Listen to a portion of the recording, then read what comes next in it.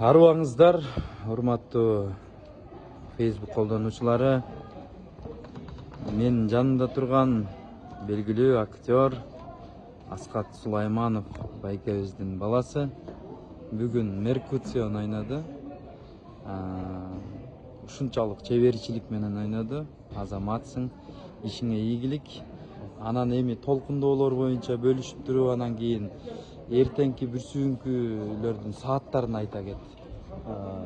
Эртең бүгүн Ромео и Джульеттаны ойнодук Шекспир.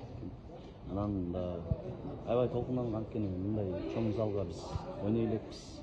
Кудай буюрса бияка да келебиз да. Анан да биринчи жолу ойнодук. Толкунданган, мен жалгыз мен эмес, бүткүл команда толкунданып, өзүн жоготуп койду. Кээ бир жерлерден жаңылыштык, бирок аныс болбойт дейт го. Эртең класс концерт болот 7-де. Анын эртеси күнү ушу эсимде жок, кайсы время экен. Бирок на бой поместье Островского. А после будет женитьба Гоголя. Ошондуктан келгиле, көргүлө, сааттарын айтпай калгандардын астына жаза кетебиз. 19:00 көбүнчө ушул убакта болуп атат.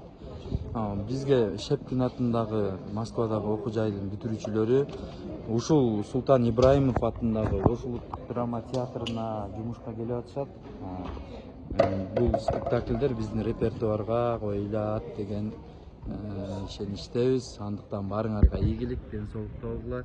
Артындагылар мына жаңыдан ойноп бүтүп, токтоолор болуп атат. Ишиңерге ийгилик каалайбыз. Бар бол, ден соолукта бол. Молодец. Бар бол.